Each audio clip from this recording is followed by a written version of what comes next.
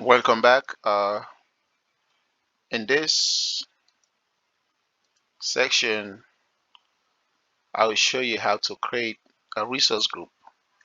Uh, as we all know, before you deploy Sentinel, you should be able to uh, create a resource group first, and then, as you can see here, you can either do it from this workspace or just type in resource group,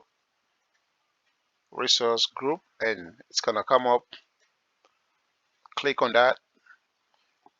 I already created a resource group earlier, but I'm still gonna demonstrate it so you'll be able to see the process how to create that resource group before you deploy Sentinel to Microsoft. So click here, create, and this is a subscription.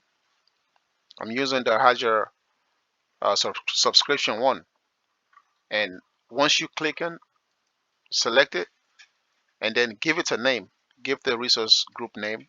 I would just say demo uh, resource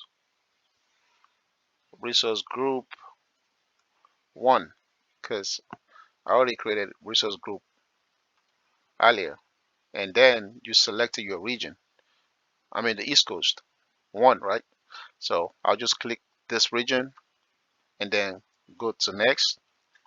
Once you get here, this is the tag. Leave this empty. You do not have to do anything here. Leave this empty and then click next, and then it's validating right now. This this is the resource group uh you tag. So if you go create, so that resource group is already created. So it's gonna take some time for it to load up, and you will see it down here. So if, let's say if I go back here and try to refresh it, once you refresh it, you should be able to see it right there. This is the resource group that I just created. Okay, I don't want to have two resource groups, so I'm just gonna go ahead and use the first one that I create, and this is the one that we just did. So I'll just go ahead and maybe delete it, but I'll do that later. So basically, this is how you create a resource group before you deploy Sentinel. Because as we know, there is a for you to create logs and analytic workspace, uh, there is a prerequisite that you have to go through before you can do that. I hope you enjoy the session. So